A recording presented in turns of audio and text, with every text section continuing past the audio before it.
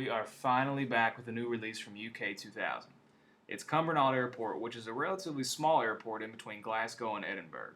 I'm also using the Commander 114 from Carenado, which I don't really need to get into how awesome the plane is because Carenado always puts out the highest quality GA products. For some reason, I always enjoy doing low flybys in the smaller aircraft, so I felt pretty obligated to include at least one in a video. So here you go. Enjoy, and as always, all corresponding links to the products used are down below. Thanks, guys.